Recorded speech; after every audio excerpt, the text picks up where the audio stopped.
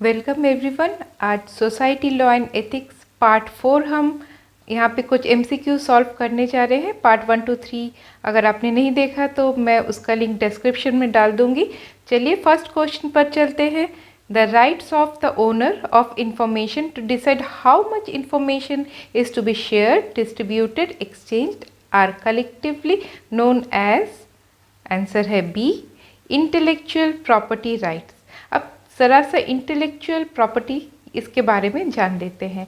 ये यहाँ पे जैसे लिखा हुआ है intangible property that is the result of creativity, मतलब आपके क्रिएटिविटी, आपके आइडिया के थ्रू आपने कुछ नया बनाया है, तो वैसी प्रॉपर्टी और जो इंटेंजिबल हो, मतलब हाथों हाथ आप उसको दे नहीं सकते, मतलब सिंपल सी बातों में वो डिजिटल है और उसको प्रोटेक्ट करने के लिए जो राइट्स बनाया गया है, आपके इन्वेंशन को प्रोटेक्ट करने के लिए, आपके क्रिएशन को प्रोटेक्ट करने के लिए, तो उस राइट्स को हम कुछ एग्जाम्पल्स देख लेते हैं।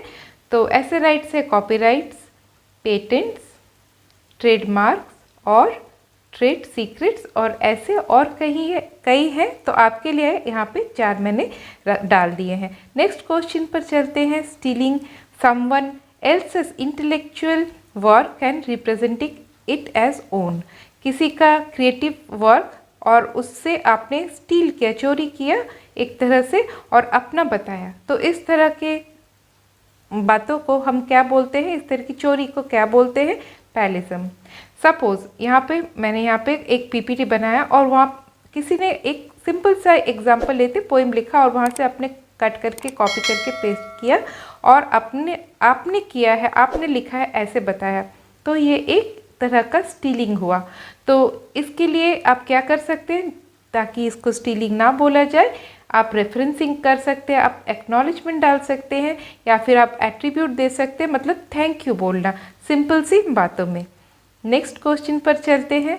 The information, art, work that exist in digital form is called, digital मतलब आप जानते ही हैं, उस तरह से जो वर्क रहता है उसको हम क्या बोलते हैं, तो आंसर है सी, डिजिटल प्रॉपर्टी। अब डिजिटल प्रॉपर्टी के बारे में ज़रा सा जान ले। ये है, इट मीन्स सॉफ्टवेयर और data in electronic form, simple सी बातों पे इलेक्ट्रॉनिक फॉर्म जिसको आप टच नहीं कर सकते। इसका दूसरा नाम हो सकता है जो है डिजिटल एसेट्स। आपको कहीं कहीं पे डिजिटल प्रॉपर्टी की जगह पर डिजिटल एसेट्स भी देखने को मिलेगा, और ये 2 तरह से रहते हैं, एक है ऑनलाइन और एक है कोई भी इलेक्ट्रॉनिक स्टोरेज डिवाइस, जैसे कि एग्जाम्पल पेन ड्राइव। तो कुछ एग्जाम्पल्स हम जान लेते हैं, जैसे ईमेल अकाउंट, क्रिप्टो करेंसी, ये इंटरनेट के थ्रू आप एक्सेस करते हैं, और फोटोज़ जो आप अपने पेन ड्राइव में रखते हैं। नेक्स्ट चलते हैं क्वेश्चन में। विच of the following organisations support free software movement. अब आंसर यहाँ पे है बी, FSF। तो इसका फुल फॉर्म क्या है, फ्री सॉफ्टवेयर फाउंडेशन, और इसका छोटा सा डिटेल्स आपको यहाँ पर स्लाइड में देखने को मिल रहा है। तो अब नेक्स्ट क्वेश्चन में चलते हैं। Which of the following software types are free in monetary terms, पैसे दे के खरीदना नहीं पड़ता है, तो ऐसा कौन कौन सा है, एक है फॉस और एक है फ्रीवेयर, मतलब C and D। अब यहाँ पे मैंने चारों जो ऑप्शंस हैं इनके कुछ एग्जांपल्स दिए हैं ताकि आप दोनों चारों में डिफ्रेंशिएट कर सके।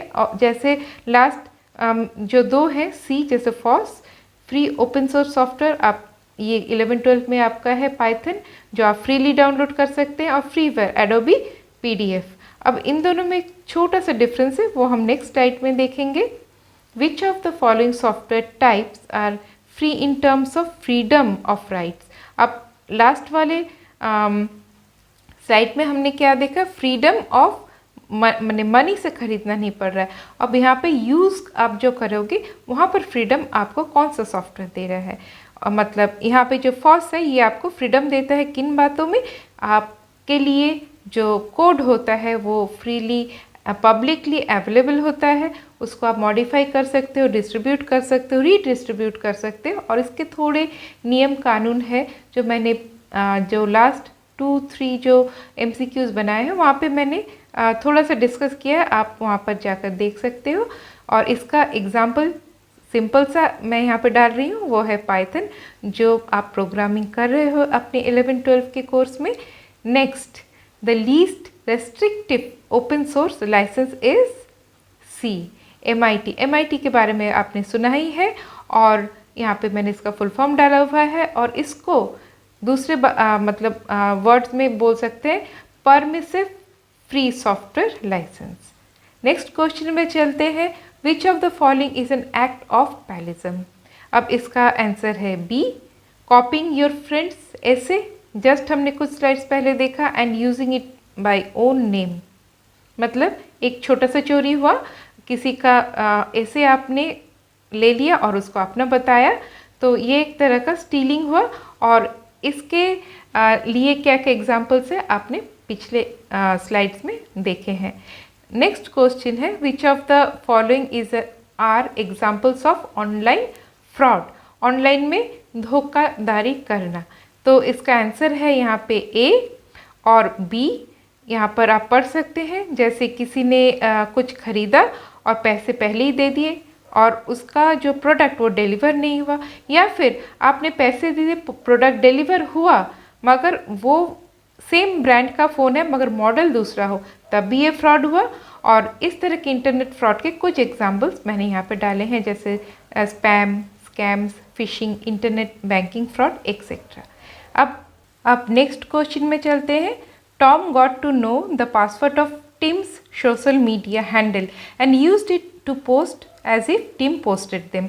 अभी पासवर्ड जान जाना ही मतलब अब तक आपको पता चल गया है कि ये कौन सा आंसर हो सकता है, बी, आइडेंटिटी थेफ्ट। मतलब नेम, पासवर्ड, यूज़र नेम, जिससे किसी की आइडेंटिटी बनती है सोशल मीडिया में।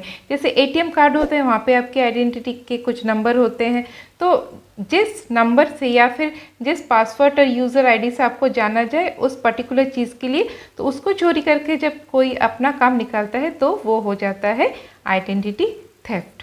नेक्स्ट हम चलते हैं, Manya received an email warning her of closure of her bank account. Simple सी बात है, यहाँ पे आंसर देख लेते हैं, जो कि डी है, मतलब फिशिंग।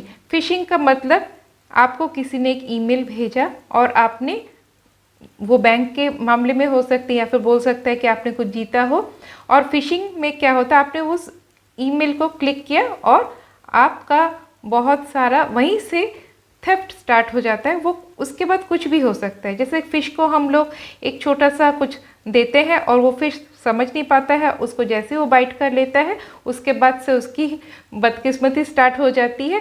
तो उसी तरह से यहाँ पर फिशिंग का यही मतलब है, एक ईमेल जो कि गलत है और आपने उस पर क्लिक कर दिया और आप फंस गए एक गलत, जहाँ पर आपका यहाँ से आइडेंटिटी थेफ्ट भी हो सकता है या फिर हैकिंग हो सकता है या फिर कुछ भी हो सकता है। नेक्स्ट चलते हैं क्वेश्चन में, विच of the following is not a cycle crime. Bar bar cycle की तरह वो बार बार क्राइम नहीं होता है, तो इसका आंसर है डाउन वोटर। मतलब क्या है, आप यहाँ पे ये ग्राफिक देख के समझ जाओगे, मतलब आपने डाउन वोटिंग की, डाउन वोटिंग को आप बार बार क्लिक करके उसको एज अ साइक्लिक क्राइम की तरह नहीं कर सकते हो। Next question, which of the following is are examples of cyber crime. तो हम यहाँ पे देखते हैं, वो है D, all of the above. आप यहाँ पे जैसे आइडेंटिटी थेफ्ट हुआ, ऑनलाइन पेमेंट फ्रॉड हुआ, मतलब साइबर स्पेस में जितने भी आप क्राइम कर रहे हो।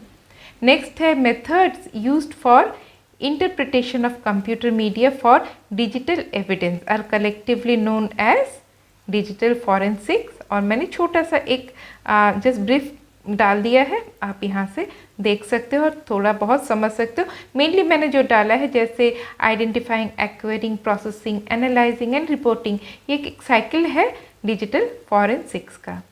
नेक्स्ट क्वेश्चन है, which of the following are examples of online identity theft. अब आप ऑनलाइन आइडेंटिटी थेफ्ट बहुत अच्छे तरह से जान चुके हो, तो यहाँ पे है ABC तीनों ही। और नेक्स्ट बाद में मिलेंगे और एक नए ट्यूटोरियल के साथ। तब तक आप स्वस्थ रहिए, खुश रहिए, फिर से मिलते हैं, बाय बाय।